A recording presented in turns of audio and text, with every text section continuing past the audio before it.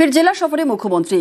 3 এবং 4 ডিসেম্বর মুর্শিদাবাদ মালদায় মুখ্যমন্ত্রী আর 2 জেলাতেই প্রশাসনিক সভা মুখ্যমন্ত্রী মমতা বন্দ্যোপাধ্যায়। রাজনৈতিক কর্মসূচিতেই অংশ নেওয়ার সম্ভাবনা রয়েছে। জেলা প্রশাসনকে প্রস্তুতি নির্দেশ নবান্নর।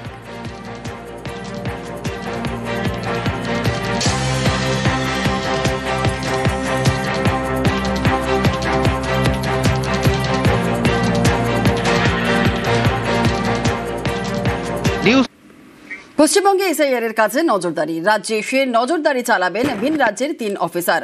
বেনজির সিদ্ধান্ত নির্বাচন কমিশনের, এই নিয়ে রাজনীতির হাওয়া গরম।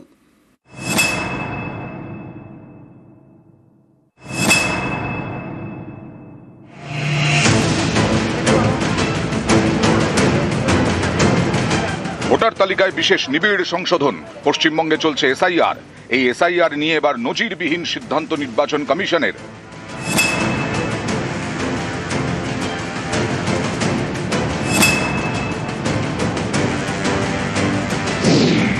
ভিন রাজ্য থেকে পশ্চিমবঙ্গে পাঠানো হচ্ছে কমিশনের 3 অফিসারকে। প্রিন্সিপাল সেক্রেটারি এবং আন্ডার সেক্রেটারির পদমর্যাদার 3 অফিসার পশ্চিমবঙ্গের মুখ্য নির্বাচনী আধিকারিকের দফতরে বসে এই 3 অফিসার কাজ করবেন। এ রাজ্যে এসআইআর কাজকর্মের ওপর নজরদারি চালাবেন। প্রয়োজনে জেলায় জেলায় যাবেন ভিন রাজ্যের 3 অফিসার।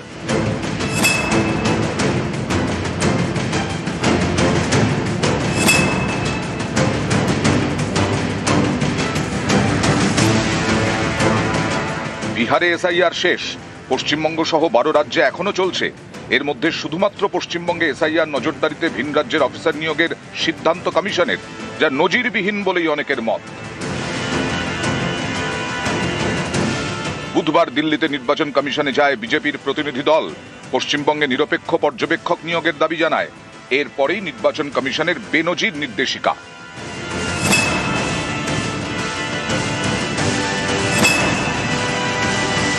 हमने इलेक्शन कमीशन से ये भी आग्रह किया है कि AEROs और EROs SDO लेवल के अधिकारी होने चाहिए। ममता बनर्जी की सरकार ने निचले स्तर के अधिकारियों को इन महत्वपूर्ण पदों पर नियुक्त करने का काम किया है ताकि उन पर दबाव बनाया जा सके। ये भी दरख्वास्त करी है कि वो तुरंत इंडिपेंडेंट ऑब्जर्वर्स नियुक्त करें जो जिले के स्तर पर वोटर रोल बनाने की काम को ओवरसी करें और प्रदेश के स्तर पर भी इन ऑब्जर्वर्स की नियुक्ति होनी चाहिए। এটা তো আগে থেকে ঠিক করা যে 3 জন আধিকারিক তারা কোথা থেকে আসলো, কোন জায়গা থেকে এবং তারা আগে কি পোস্টে ছিল। একটু ভালো করে খবর নিয়ে নিন, তাহলেই দেখবেন যে কিভাবে বিজেপি গ্রাস করেছে নির্বাচন কমিশনকে। রাজ্যের মুখ্য নির্বাচনী আধিকারিকের দপ্তরে একাধিক অফিসার রয়েছেন। তারপরেও এই 3 জন অফিসার কাজ করবেন সিওর তত্ত্বাবধানে থেকেই।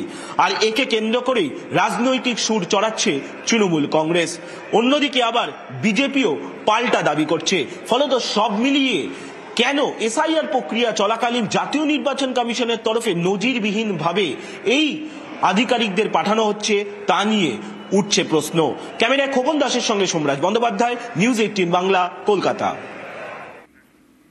এসআইআর চাপে বিএলওর মৃত্যুর অভিযোগ নির্বাচন কমিশনের কাছে মৃতের স্বামী। 8ই নভেম্বর মেমারির বিএলওর নমিতা হাঁসদার মৃত্যু হয়। অতিরিক্ত চাপে ব্রেন স্ট্রোকে মৃত্যুর অভিযোগ। বিএলও অধিকার রক্ষা কমিটির ধর্নায় মৃতের স্বামী। 50 লক্ষ টাকা ক্ষতিপূরণ ও চাকরির দাবি পরিবারের।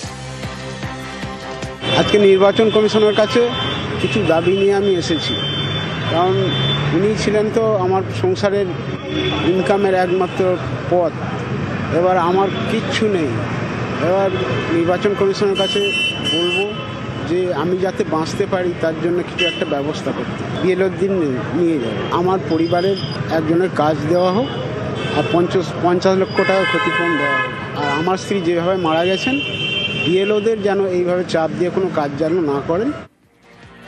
বিএলওদের নিয়ে কমিশনের অফিসে নমিতার স্বামী। সিইওর সঙ্গে দেখা মৃতের স্বামীর। পরিবারকে ক্ষতিপূরণের আশ্বাস কমিশনের। আমরা 3 জন বিএলও এবং নমিতা হাঁসদার হাজবেন্ড, উনি এখানে উপস্থিত আছেন, মাধব হাঁসদা, গিয়েছিলাম ইসিআই সিওর কাছে।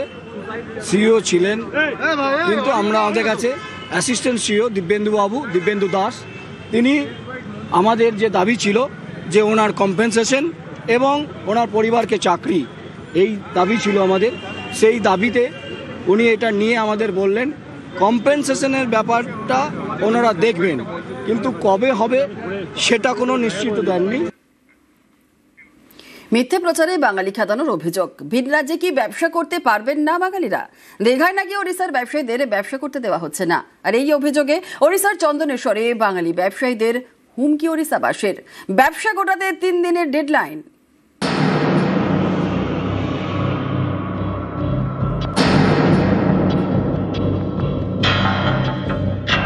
ওড়িশার দোকান করে তুমি খালি করনে একই ସେମାନେ ବସିକି ଦୋକାନ କରିବେ, ବେପାର କରିକି তুমি ସେଟା ଖାଇବେ ତ।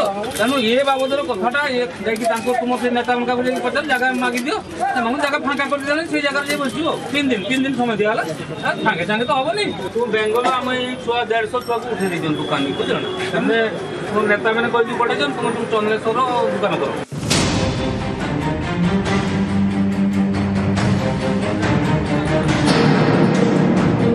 বিপাকে তো পড়বেনই। এতদিন ধরে দোকান চালিয়ে এসেছেন, রাতারাতি সেই দোকানের ঝাঁপ বন্ধ করতে বললে কি বা করবেন? দীঘাতে সবাইকে তুলে দিচ্ছে বলে আমাদের এখানে উড়িষ্যা দোকান করছি, কারণ আমাদের বলছে তোমরা বেঙ্গলে গিয়ে দোকানদারি করো। হ্যাঁ, নাহলে ওখানকার লোক আমাদেরকে তুলে দিচ্ছে, তাহলে তোমরা কেন এখানে দোকানদারি করো? এই হচ্ছে।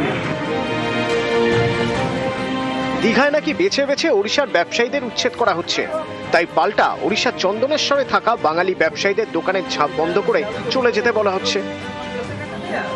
আজ সকালু আরম্ভ করেছু এটি বঙ্গালী মুক্ত অভিযান। আম অঞ্চলের বহু পরিমাণর বঙ্গালী অনেক, বহু পরিমাণের বাংলাদেশী অনেক, সেমানকু হটাইবা, সে দোকানী মানুষ হটাই দেই আম অঞ্চলের যে দোকানী মানে অনেক তাঁকু থইতান করিবা। আমি 3 দিন সময় দিয়েছু।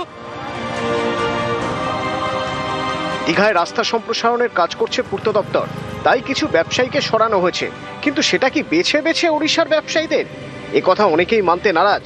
এক বাঙালি দোকানদারের দাবি, শুধু ওড়িশার ব্যবসায়ীদের নয়, তিনি বাংলার লোক হওয়া সত্ত্বেও তাকে তুলে দেওয়া হয়েছে। দোকান তুলে দিয়েছে। দোকান তুলে দিল কেন? আবার সবাইকে তুলেছে, যেমন আমাকেও তুলে দিয়েছে। না না, সবাইকে তুলে দিয়েছে, কোনো বেচে সবাইকে তুলেছে, কোনো বেচে তুলেনি। এখানে দোকান তুলছে প্রশাসনের পক্ষ থেকে, সেখানে শুধু উড়িষ্যার লোককে তুলছে? না না, উড়িষ্যার থেকে নিয়ে সবাইকে তুলছে, যে অসুবিধা হলে সবাইকে তোলাচ্ছে। বেছে বেছে কি ওড়িশার ব্যবসায়ীদের উচ্ছেদ? এই তত্ত্ব উড়িয়ে দিয়েছে স্থানীয় প্রশাসনও। সম্পূর্ণ অসত্য কথা। কোনো বাঙালি, কোনো আজকে উড়িষ্যার মানুষ হোক বা বহিরাগত কেউ হোক, সর্বশ্রেণীর মানুষকে ফুটপাত ছেড়ে রাস্তা সম্প্রসারণের জন্য কাজ চলছে। এখানে কোনো উড়িষ্যার লোককে তোলা হয়নি বা কাউকে ব্যক্তিগতভাবে কোনো রাজ্যের মানুষের প্রতি আমাদের পশ্চিমবাংলা সরকারের এই ধরনের উদ্দেশ্য বা উদ্যোগ কোনো নেই। এ নিয়ে শুরু হয়েছে রাজনৈতিক চাপানুতোর।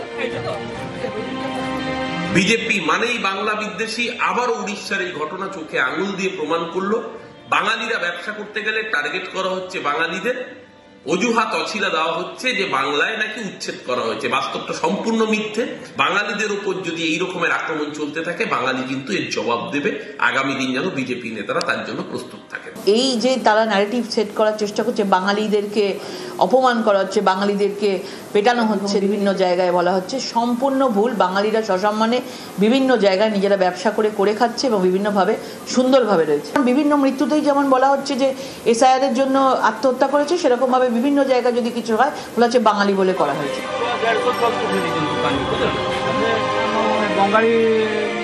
নিউজ 18 বাংলা।